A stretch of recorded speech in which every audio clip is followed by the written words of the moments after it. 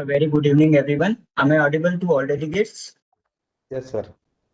Thank you. Thank you so much.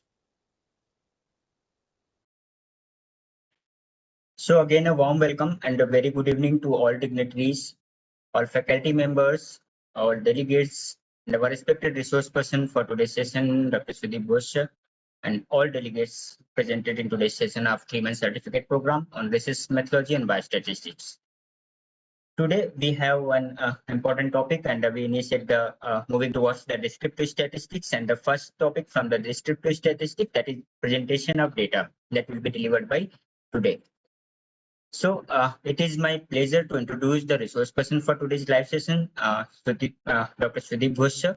Sir completed his master's in statistics from the prestigious Visva University and further enhanced his expertise by obtaining a PG diploma in health statistics from the All India Institute of Hygiene and Public Health. Sir currently serves as an assistant professor cum statistician at Burdwan Medical College and Hospital, West Bengal. With over 5 years of experience, Sir has significantly contributed to the field of medical education and research at his esteemed institution, which is organized for its MBBS and PG courses for the Medical Council of India, now known as the National Medical Commission. In alignment with the NMC guidelines, Sir has been actively involved in the revised basic courses, curriculum implementation support program, CISP, and good clinical practice programs. Please join me extending a warm welcome to Sir as he shares his expertise and insights with us today on the topic presentation of data. Please, sir, welcome, sir.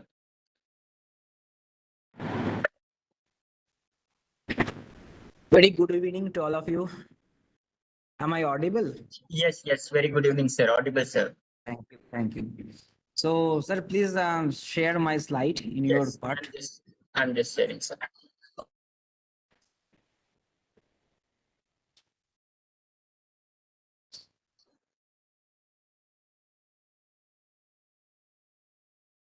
Okay.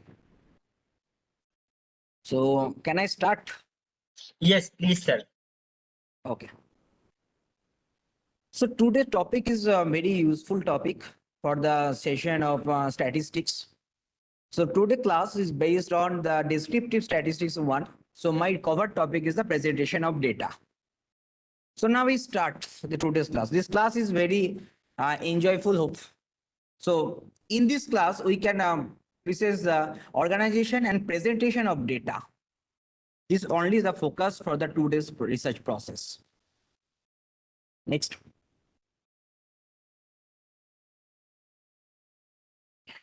Next. Okay. So in statistics portion, in the descriptive part, there are the very much of part, and in descriptive part, the organization and the summarization of these data sets, then description of these all the data sets taken together. After that, in the statistics, the two types. One is called the descriptive statistics and another is called the inferential statistics. So today we'll discuss only for the descriptive statistics. So in the statistics part, at first we have to claim the data. After the data, we can get the information. After that, it can be in the presentations. So at the first of the beginning, I can tell you the presentation is two types. One is called the tabular presentations and another is called the graphical presentations. Next. Okay, so when you can collect these data, just recall these things that accurate, valid, precise, and reliable. Next. So what is the type of data? Hope in the previous terms is already covered. So I can skip this part. So data has the two types. One is quality data and there is a quantitative data. Then will become the discrete continuous interval ratio and more or less primary data, secondary data, nominal data, and ordinal data. Next. So which is called the quantity data. Those the data sets are measurable data or can be expressed as in new numbers. Then it's called the quantity data. And what is the quality data? The quality data that we cannot measure improperly. Then it's called, suppose for the religion, sex, blood group, etc. And the quantity data, hemoglobin, BP, height, IQ scores. Next. Discrete data and continuous data. The data is a whole number is called the discrete data, and continuous data measurable in such getting into fractions. Next. So interval and ratio, it's has values of equal intervals. That means something. For examples, a thermometer have the interval with the 10 degrees. Then it's called the interval. There is such an interval, Celsius temperature, IQ intelligences, and ratio exact the same as the interval scale, except that the zero on the mean scales does not exist. So age, weight, and height. Next. Primary data. What is primary data? So data collected by the investigator himself or herself is called the primary data. When an investigators and respondent taken the data with 1:1 ratio, then it's called the primary data. Next. What is secondary data? The data collected by someone else for some other purposes, but being utilization by the investigator for another purpose. Suppose you have to collect the primary data. That data is taken from 1:1 ratio. After that, any one of the third party, you will just hand over this data to another one. Then this third party will get the secondary data. Next. Nominal data. So what is nominal and ordinal data? So nominal data, in the formation of this, no one is categorically, but the categorized cannot be in ordered. For examples, I have given gender. Suppose I said that at first male, then write the female. And anyone, any of you are told me, no, at first is female, then male. So there is the no in ordering sections. That's called the nominal data. And ordinal data, in the meaning of this term, is a one language is with heights the order. So is the rank and order. Then it's called the ordinal data. So just came next slide. Just come the next slide. Okay. What do you know about this tiger? So suppose your tiger is running out from there's the quality data, quantity data, discrete data, and continuous. Each and every data is presented here. What is the quality data? He has a brown and black. He has a long hair. He has a lots of energy. So all the things are not in numbers. Then it's called the quantity data. Now what is quality or quantity data? For the discrete data, he has 4 legs. He has 2 brothers. So that's a number that we can measure. Continuous data, his weight is 400 pounds. He is 3.5 feet tall. Those data sets are in measurables. Then we call is the quantitative data. Next. So this is just look at this type. So data is 2 types: quantitative data and the quality data. Then quantity is categorized in discrete, continuous, interval, and ratio. And similarly, it is for ordinal and nominal. Now we come into the class, the presentation of data. So how we can present a data? So data will be presented in tabular format, in graphical format, and the numerical format. Next. So what is the tabular presentations? So in the name of the heading, the tabular. So one table is must be numbered. Number 2, brief and self-explanatory titles must be given to each tables. 3, the heading of columns and rows must be clear, sufficient, concise, and fully defined. Number 4, the data must be presented according to the size, importance, chronology, alphabetically, or geographically. Data should not be too large. The table should not be too large. The classes should be fully defined. The classes should be exhausted. The classes should be mutually exclusive and non-overlapping. This is very important things that when the table you have prepared, then table is totally mutually exclusive and no overlapping in between the 2 variables. The classes should be of equal width or class intervals. The number of classes should be either too large, not too small. Next. So this is a classifications according to WHO classification for the weight status according to BMI. So here at first table title is present here, WHO classification of weight status. This is the title. Then we can present the variables. So weight status is a variables and body mass index or BMI is a variables. Then we can take the under the class. Classes are underweight, normal range, overweight, obese, obese 1, obese 2, and obese 3. And according to this variables or intervals, we can give some values. Those are the BMI is less than 18.5, and then we can consider this as a underweight, and so on. So here all the data, all the variables, underweight, normal weight, overweight, and obese, they are not overlapping. If one if you cannot get any types of data or any types of value where we can lies this, so this is a totally non-overlapping tables. Next. Okay, suppose in my suppose in an OPD there are 78 patients has come with their diabetes.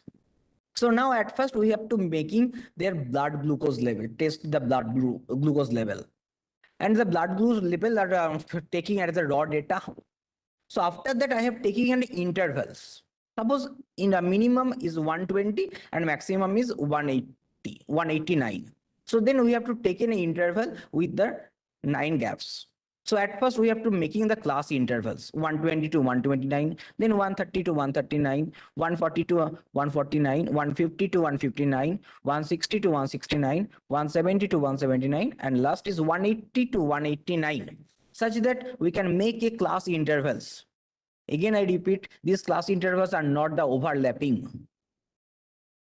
And now we can find out in this range or in this class interval 120 to 129, how many people's having the blood sugar level or fasting glucose level is 120 to 129. Then we can put is the frequency or number. So number is 12, 8, 10, 10, 5, 15, 18, and 5. So all these are called the frequency. So all the frequencies according to their class intervals. Next. So now here to make a cross tab or the cross tabulations. So that indicates in the previous slide we can make the blood fasting glucose level according to their frequencies. So now here we can create another 2 columns that's called the gender. The gender is divided into 2 sections, male and females. And we have to see the how out of in the first slide out of 20 people how many are male and how many are females present there. So at first blood glucose levels 120 to 129, then male is 8 and female is 4, and the rest total is 12. And similarly for each and every part we can separate it, the total number in divided according to the gender. How many people are came from the male and how many people are came from the females. Next. Okay. So this is a basically this is an the time series data. So according to the month June and July, here I have taken the type of malaria. So type of malaria, how many adult patients are affected and how many children are affected. And last column is the called totals. So in the last 2 months, June and July, so there they're taking the adult patient and the child patients type of according to the type of the malaria. Then here we can give the total number of this amount or number of these patients according to the variables of malaria. Next. So these are the examples, poor examples, because the table is lack of titles at first. The source of information is not provided. Row titles overlapping in the 2 lines.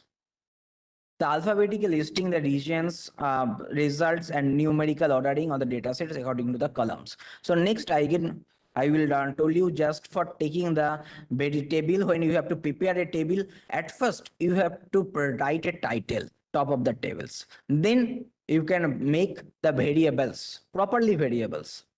Then you can make then according to the numbers and try to avoid the non-overlapping variables. So next.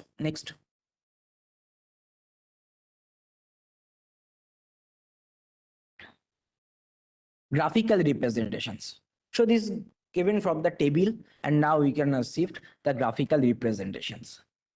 So a graphical representation is a visual display of data and statistical results. It is more often and effective than presenting the data in tabular form. Graphical representation helps to quantify, sort and present the data in a method that is understandable to a large variety of audience. Graphs also enable us to studying both time series and frequency distribution, as they give clear account to precise picture or problems. Graphs are also easy to understand and eye-catching. This is the last point, is very interesting. The graphs are also easy to understand and eye-catching. Suppose in a thesis paper or in a book, when we have to came, we just last page, we have to flip all the pages from the last to first or first to last. Then we can our eyes catching those portions. There are tables and the figures. So graphical representation is basically used to understand the data type, data and category of this data, and as well as the eye catching. Next. So what is the general principle of the graphical representations? So in a graph, there are the two lines. Then these two lines are called the coordinator of axes. One is verticals, known as y-axis, and other is called the horizontal, is x-axis. The lines of the perpendicular to each others, where these the two lines are intersects to each other, there is called 0 or O. It is called the origin. The value of this origin is 0 and 0. 0 for x and 0 for y. On the x-axis, the distance right to the origin have the positive values, and the distance from the left sides have the negative values. Similarly, in y-axis, distance above the origin is called the positive values, and below of the origin is called the negative values. It should have a title, legends, and labelings. So again, I repeat, so two axes is perpendicular to each and everything. So the angle between the two axes is 90 degrees. And where the axis is touches to another axis, then it is called the origin or O. Next.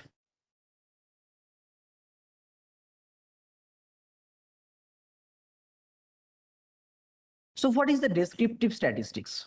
So before we interpret or communicate the information provided by an investigator, the raw data must be organized and presented in a clear and intelligible way.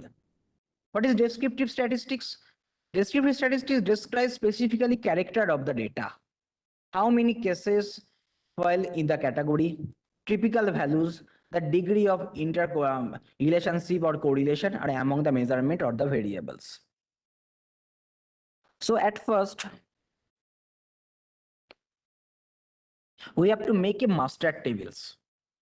So it will be the first step of the data compilations. Then all the data or information are compiled in a tables. All the data of each subject is recorded the row wise. Variables are maintained on the top of the each column. This is the 2 points is very important. All the data of each subject is recorded row wise. Variables are mentioned on top of each columns. So when we have to entry and data for the master data sets, at first in the each columns, just fill up with the variables. And in this, according to the row, we can put their values or anything, or value or category, anything else. So all the tables and diagrams are prepared on the basis of the master data set. So on the, if we can entry in the data set in master with very sincerely, then the result outcome and the tables or figures will be prepared on the base on the master tables. The title of the research work or project of the title of the master tables. So this is the general phenomena. When we can prepare a master table, you just write down these master tables. So just write down the title of the master table. Next. So organization and presentation in discrete data. So when we have to start it, then we can told me data is two types. One is discrete data and there is called the continuous data. In discrete data, there is a nominal data, a nominal or ordinal data. So at first we have to prepare the tabular presentations or frequency distribution tables.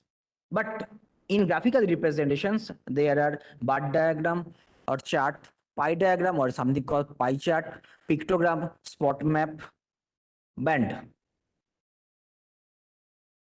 In continuous data, interval or ratio scales, we have to prepare the histogram, frequency polygons, ogive, and the scattered diagram. Next. So now we come with the tabular presentation, but table presentations. So general principle for the table, how to prepare a good tables. So at first, tables should be numbered. Table number 1, table number 2, table number 3, and so on. So title of the tables, just simple write a title, simple, brief, and exploratory titles. Heading of columns and rows. It is a clear and concise. Data must be presented meaningfully, according to the size of importance alphabetically and geographically. Footnotes may be given if necessary. Suppose some data sets are given from the according to WHO website, then we can give a footnote. The source of the data set is WHO website and so on. I give a URL. So this is called the footnotes. So again, I repeat, data, when you have to prepare a table, just write down table number 1, 2, and so on. Then give the titles. Title is very simple, brief, and self-explanatory titles. Headings of the columns and rows is also clear and concise. Next. So this is called the frequency distribution tables. So at first I have given the table number 1. Then the title is gender-wise distribution of geriatric population of Matang block in Darjeeling. So here I have to properly clear the gender-wise distribution or which population, those population are belonging in geriatric populations and the locations which I have to given the data sets. So Matang block in Darjeeling. So again I repeat, at first I have given the table number 1, then the title, gender-wise distribution of geriatric population of Matigara block, Darjeeling. Next, we have to prepare a table. First, previous slide, please. Okay. So at first, we have to make the gender very top of this column. Gender, then number, then percentage. So according to the gender, is two types, male and female. So out of 150 people is my total or sample size. 50 is male and 55 is female. Then we have to prepare a percentage tables. So male is 47.6% and female is 52.4%. Next. So now you come the continuous data or grouped frequency distribution tables. So again, I given the table number 2, distribution of geriatric population according to their height. So again, I repeat, I have to mention the table number 2 or sequence of the table, then give the number of the title of this table, distribution of the geriatric population according to their height. And within bracket, I have to mention so what is my total samples. What is the total sample size? N equals to 105. Then I have to prepare a tables and the top of these columns I have to prepare of the height in centimeters, then number, then percentage. So height is basically taken with the and intervals. So 160 to 162, 160 to 164, and so on. And I have to check in 160 to 162 how many people are belonging in these intervals or in this class intervals, and so on. So all the things are called numbers, and according to the numbers I have to prepare the total of these numbers. Then we can calculate the percentage. So again, I repeat, the percentage is very simply just taken this number 4 at first class interval 4 divided by 105 and multiply it into 100. Then you can get percentage for individuals. Next. So here we have to prepare a contingency tables. So prevalence of metabolic syndrome in menopausal women. So my total sample size is 123. So metabolic syndrome is category in two types, yes and no, and menopause is cleared in the two types, yes and no. So then we have to make a 2x2 tables. That's called the contingency tables. So in contingency tables, so according to yes for menopause and yes for metabolic syndromes, is the number is 33. Yes for menopause and no for the metabolic syndrome is 22, and so on these values. And within the bracket, those the values are given, that's called the percentage. So then we can calculate the totals. Total is a two types. One is called row totals and another is called the column totals.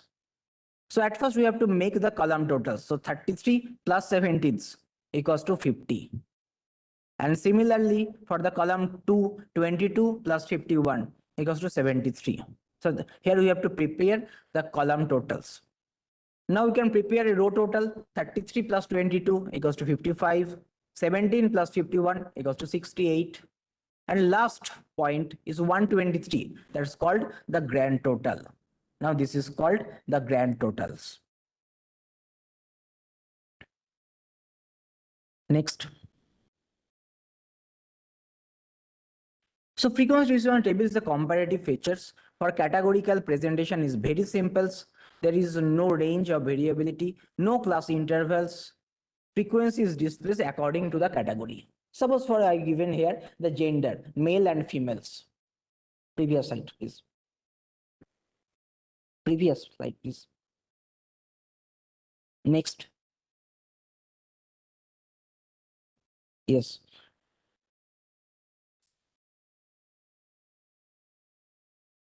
So in categorical data, the presentation is very simple. There is no range of variabilities, no class intervals. Frequency is displayed according to the category. Suppose one exam is conducted, the outcome is categorically look like this: first division, second division, and failure. So according to this category, we can given the frequency or numbers. This is for the categorical data. But in continuous data, presentation is more cumbersome.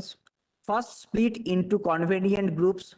Frequency in each group is shown in adjacent columns. Class intervals should be equals or too broad or too narrow. The number of class should not too many or too few. So this is the part of this continuous data. So data is at first you have to make a proper class interval such that you can mention the equal number of class intervals. So just come in the previous slide. Okay.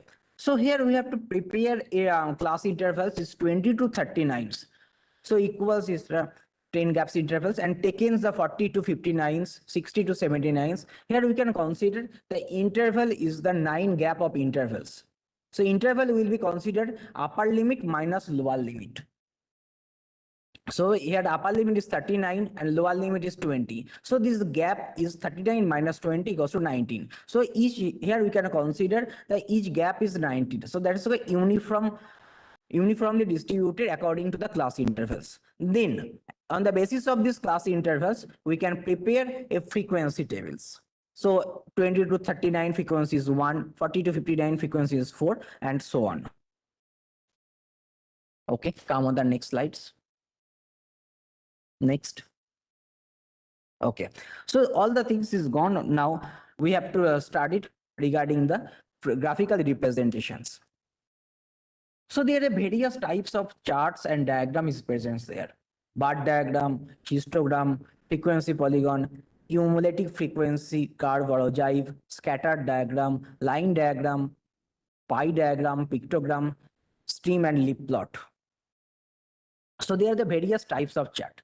Now the question is, for which data we can apply which type of diagram? So this is very useful slide. Next slide, please. So for which data and which graph we can consider. So types of graphical representations. So ungrouped data, for ungrouped data, we can apply line diagram, bar diagram, and pie diagram. For the group data, we can apply histogram, frequency polygon, and the frequency curve. Again, I repeat, for the ungrouped data, use line diagram, bar diagram, or pie diagram. And for the group data, just use histogram, frequency polygon, and frequency curve. Next, line diagram. What is line diagram? So this is the figure is denoted by as a line diagram.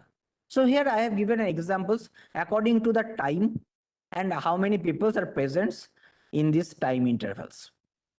So at first we have to draw the two axes. One is called x-axis, another is called the y-axis. So in x-axis, I have to plot these are times: 10 a.m., 11 a.m., 12 p.m., 1 p.m., 2 p.m., 3 p.m., 4, 5, and 6 p.m. Okay. And according to the y-axis, I have to plot it the number of peoples. So at first, we have to take in at first the x-axis. So x-axis is called by 10 a.m. How many people is present? 2. So just marking this 2 as a dotted. Then according to the time 11 a.m. we have to plot this 6. Then 12 p.m. So according to 12 p.m. in x-axis, and we plot the value is 10. Then in x-axis time interval is 1 p.m. The value is 22. Next time is 2 p.m. value is 15. 3 p.m. value is 5. 4 p.m. value is 4. 5 p.m. value is 4. And 6 p.m. value is 3. So all the dotted points I have taken a free-handed curve. Look like this. So this is called the line diagram. Line diagram are simple mathematical graphs that are drawn in graphs papers or plotting area data. So according to x-axis, based on the x-axis, we can plot the value of the y-axis. Then just given the dotted all these points and just make a free-handed curve. Then you can get the line diagram. Next. Next we have the bar graph or bar diagram. In bar graphs, data is represented by bars. The bars can be made in any direction, either vertical or horizontal. The bars are taken of equal weight and started for a common horizontal or vertical lines, and their length indicates the corresponding values of the statistics. So suppose a bar, just I have to take in a bar, just the length of this bar is denoted by the frequency of the category. Again, I repeat, suppose I have plotting a bar and the length of this bar is indicates the frequency of the category. When we use the bar diagram, when the data are given in whole number, when the data are being compared easily. So next, bar diagram. So bar diagram are used for the quality types of data, plotting along to the x-axis horizontals, and the height of the bars equals to our percentage frequency plotted according to the y-axis. The width of the bars is kept constant for the category. The space between the bars are also remaining the same constant throughout. The number of subject according to the percentage in bracket written the top of the each bars. So there are the various types of bar diagram: simple bar diagram, compound bar diagram, and component bar diagram. So next slide, I will came the simple bar diagram, how to plot the make a simple bar diagram. Next. Here are examples. So one bus company has manufactured their buses according to the month. So this is their time series data. So in January 600, February 800, March thousands, April 1200, May 1400, June 1600, July 1800 and August 1800. So now at first we have to draw the two axes. One is called x-axis and another is called the y-axis. So in x-axis we have to plot the month of the year. So this is now x-axis will be bearing the x-axis will be changed in the month of the year. So this is the name of the axis. So axis name is month of the year. Okay, and y-axis then will be changed by the number of buses manufactured. So this is the title of the y-axis. Then we can give the subtitle according to the x-axis or according to the month of the year. So months, according to the months, January, February, March, April, May, June, July, and August. So all the things we have to write out at first. So again, I repeat, taking the gap between January to February, February to March, March to April are remaining same throughout. So as well as the bar diagram will be so much beautiful. So at first we have to take the month of January. So this January, number of buses is 600. So just for taking a bar accord in front of this January. So this the length of this bar is indicates the frequency or the total manufacturing of the bus in the month of January. And next February, just take a bar diagram or bar charts that indicates the how length of this bar indicates how many buses are manufactured. And March, April, May, April, June, July, August, and so on. So this is called the simple bar diagram. Next.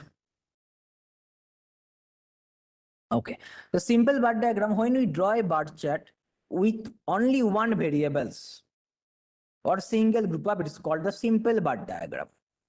So type of malaria.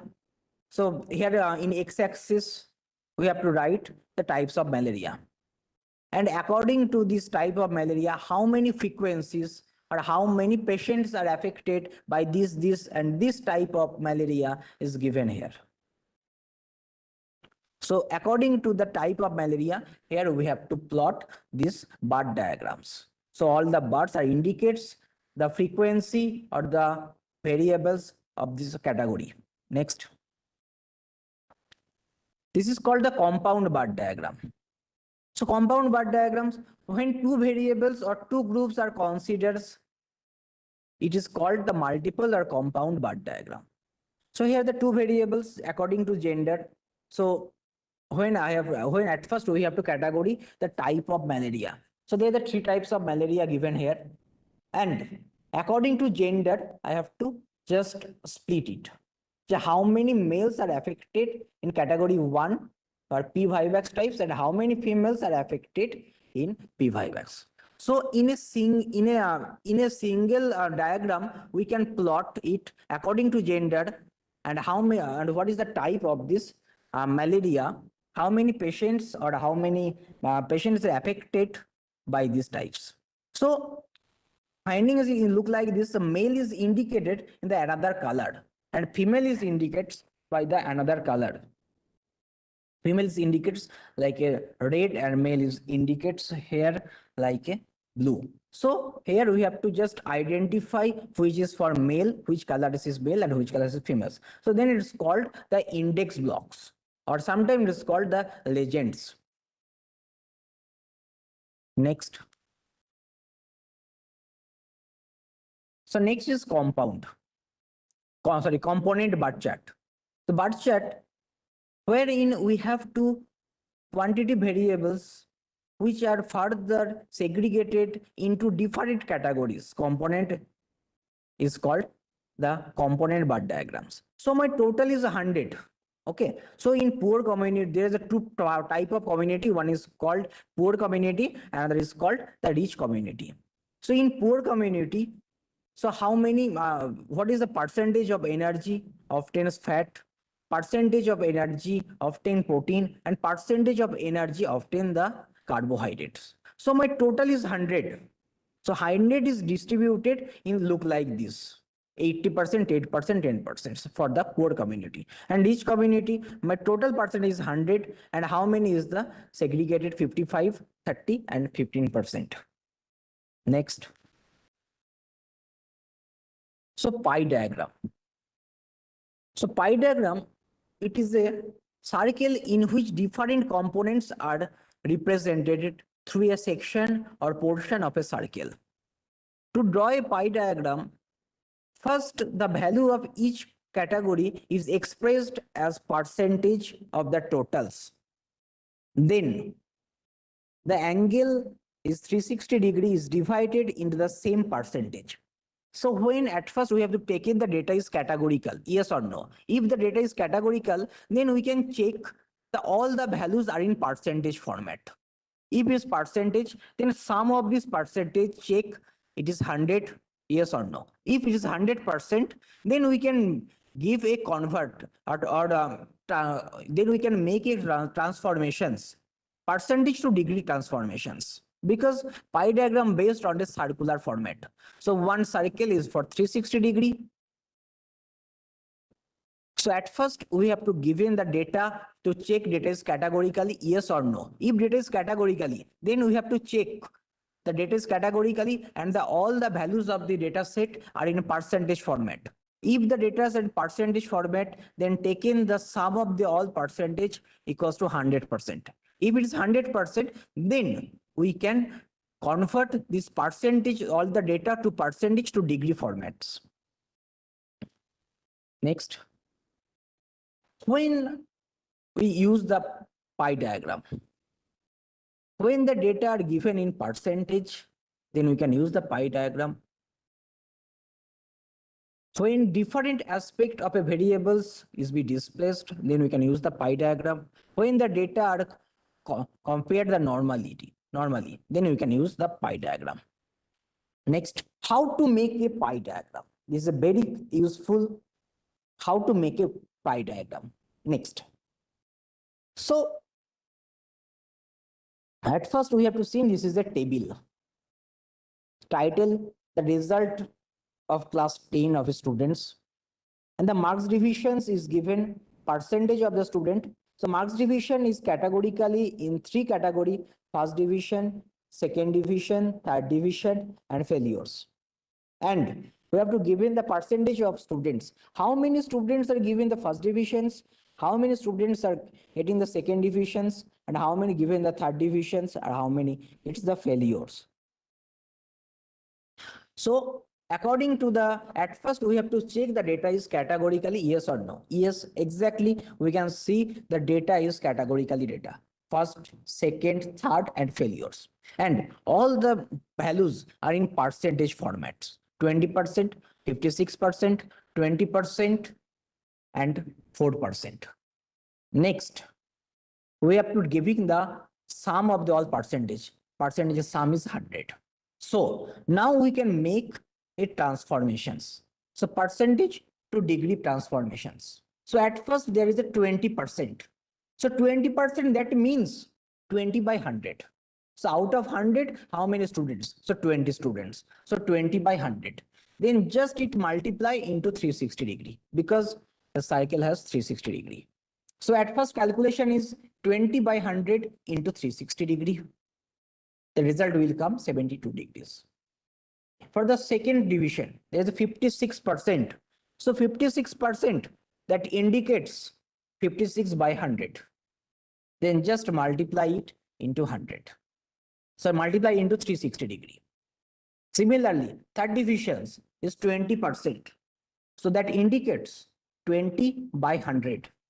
Just multiply it into 360 degree. Then we can get the degree. Last is 4%. 4%, that implies 4 by hundreds. Out of 100, how many people, how many percentage has failures is 4%. So 4 by 100, multiply it into 360 degree. Then we can get the degree format. So if we can forget for this formula, then my suggestion to all of you, just given the number 20%, that means 20, just multiply it into 3.6. So 20 into 3.6, 56 into 3.6, 20 into 3.6, 4 into 3.6.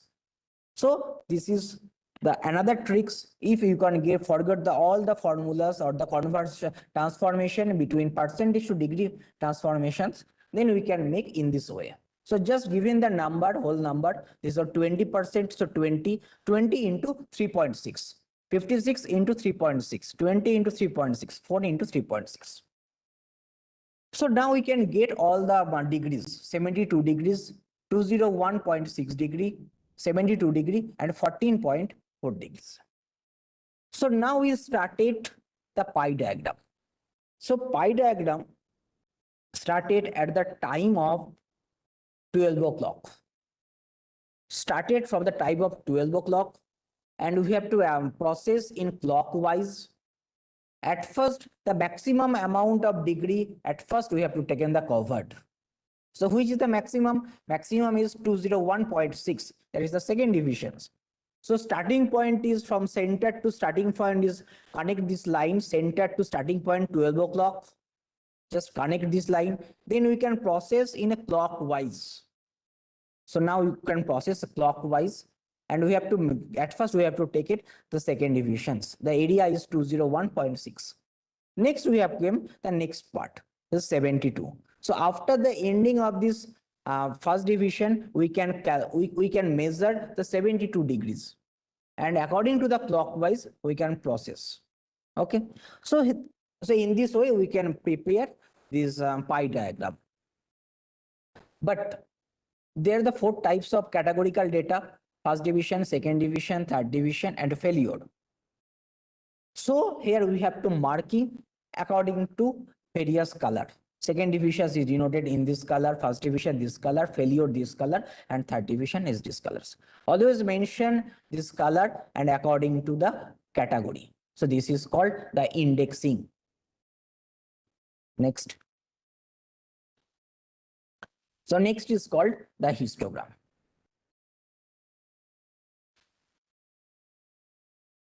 A histogram is used for quantitative continuous types of data, where on x-axis the plotting the class intervals, and y-axis we have to plot the frequency. It is very similar to bar chart, with difference that there is no gaps, there is a in between 2 bars. So this is a continuous data. But in bar diagram, this is a discrete data, and here we can see that there is a gap between consecutive 2 bars.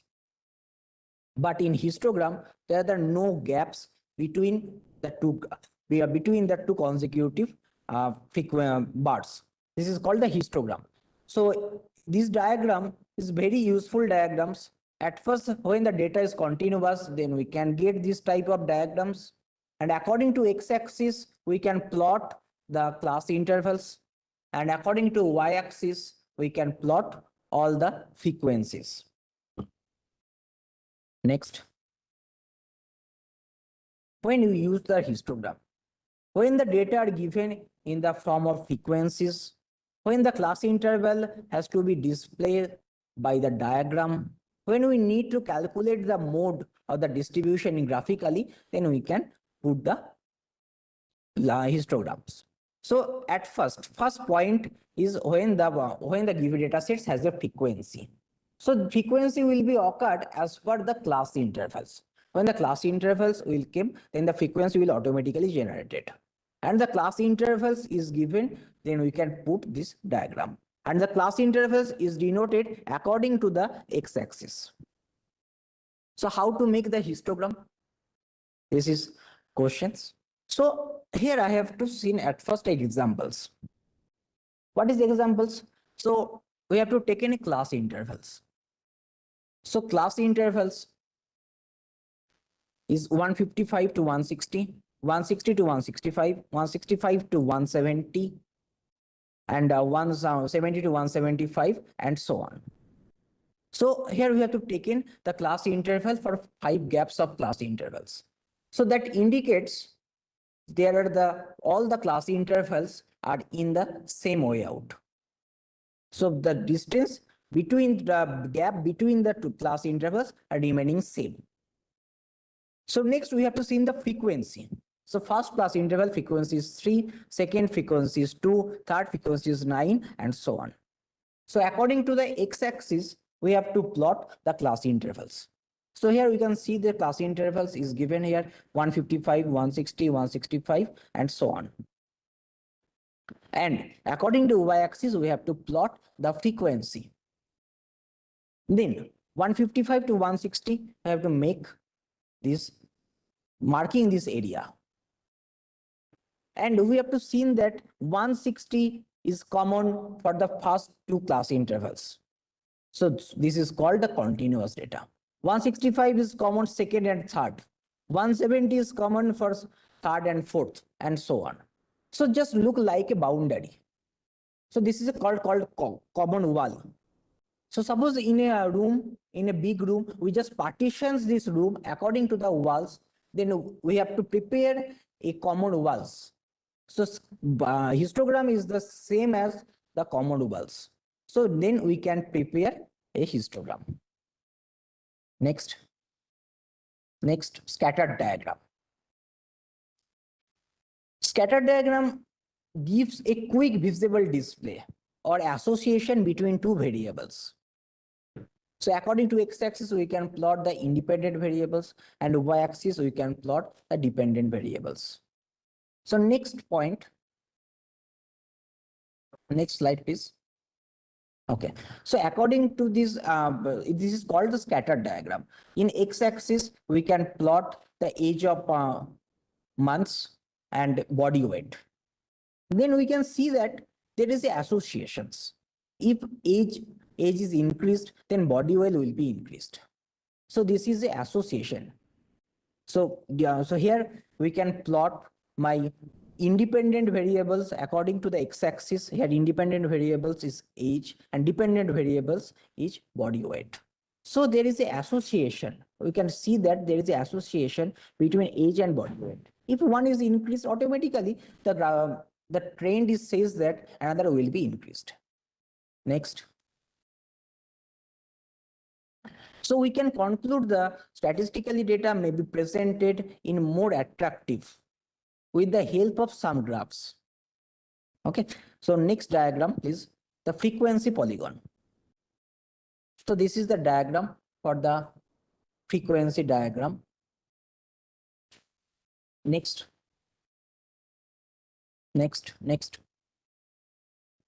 Okay, this is called the OJI for the blood pressure data. So I just focus on a scattered diagram. Next. So scattered diagram. So graphical presentation is to show the nature of the correlation between two variables. So dependent variables and independent variables, if there are any associations between the two variables, then we can measure it. Then it's called the scattered diagram. Or at first we can check if there exists any other association or any other relationship between two variables. Then we can put this scattered diagram. Next. So these are called the scattered diagrams. So here we can see we can see the variables of C point, there is the association. If one is increased, another is decreased. Next, another one, E. In this graph, we can see that if one is increased, then another will be automatically increased. So there is an association between the two variables. Next, last diagrams. So if more or less this is going in the same way, so there is a constant, there no correlations exist between the two variables. Next, this is called the negative correlations. This is called the positive correlation, and this is called the no correlation or constant the correlations. Okay. Next. So there is some other type of graphical representation: dotted plot, stem and leaf plot, line diagram, box plot, or the violin plots, etc. Next. So this is my workplace. And next is thank you to all of you. So if anyone has a question, please feel free to ask me. Thank you, sir, for a wonderful and very informative session. And I request to all delegates, if there is any doubt regarding presentation of data, then please you are feel free to unmute yourself or write query in the chat box. Thank you, Dr. H.M. Kulkarni, sir, for positive feedback in the chat box. If there is any query, you can write in the chat box or you can unmute yourself.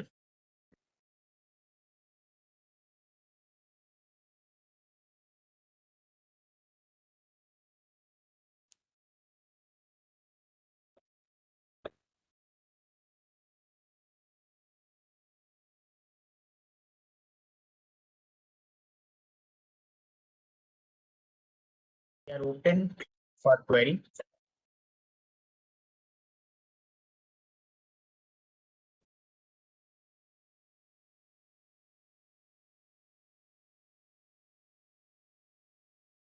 Dr. Pradanya Dapole wrote that kindly elaborate Ojai. Okay.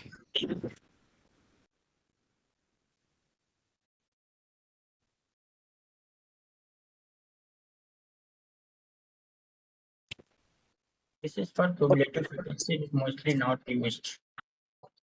Okay. So just give my presentation part, please. Yeah, I'm just sharing. Sir. Okay, just give my presentation. And the slide number 62 just came on slide number 62.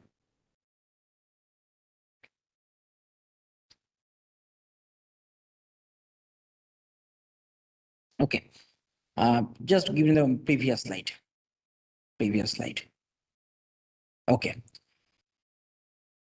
So a frequency distribution table is made. At first, we have to prepare a frequency distribution table. Then we can convert it into the cumulative frequency tables. So what is cumulative frequency? Cumulative frequency is just adding the previous frequency. Just adding previous frequency is called the cumulative frequency. So cumulative frequency, the last column is always the your total of these same portions. So what is cumulative frequency? I just came just a slide. Okay. So I just explanation is suppose I have a 4 frequencies 4, 11, 12 and 12. So this is the 4 frequencies. So what should be the cumulative frequency? Cumulative frequency is 4. Then 4 plus 11 is 15. Then 15 plus 12 goes to 27. Then 27 plus 12 and so on. We can get the cumulative frequency. So after the getting of the cumulative frequency, then we can plot there. So according to this number class intervals, we can plot the cumulative frequencies. Next slide, please.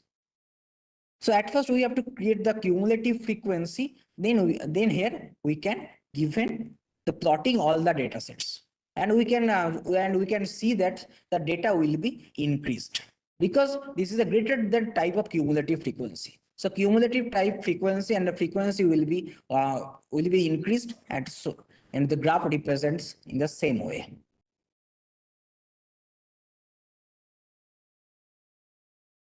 I hope Dr. Pradanya, you got the answer of your query. If there is any other query, you can write your query or unmute or discuss your query here. We are open for more 2 minutes.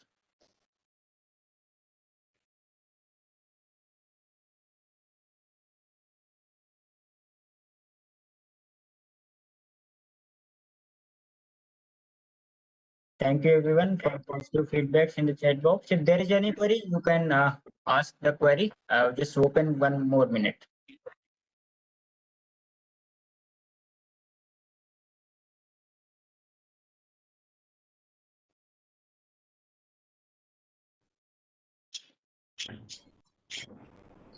So I hope there is no query. If any query remaining, you can message us, you can WhatsApp us, mail us. I will revert later.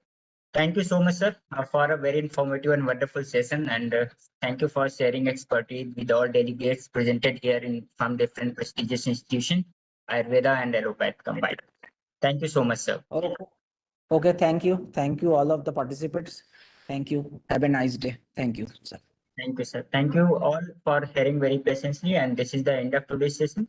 Tomorrow we have one more session as per schedule. The next session will be delivered on Monday. That is on a second part of the descriptive statistics, that is a measure of central tendency, and it will be delivered by Dr. Swapnil Sekhar sir. So thank you everyone for joining today, and we again met on Monday with the new session of descriptive statistics. Thank you everyone. Thank you again, sir. Thank you. Bye. Have a good night.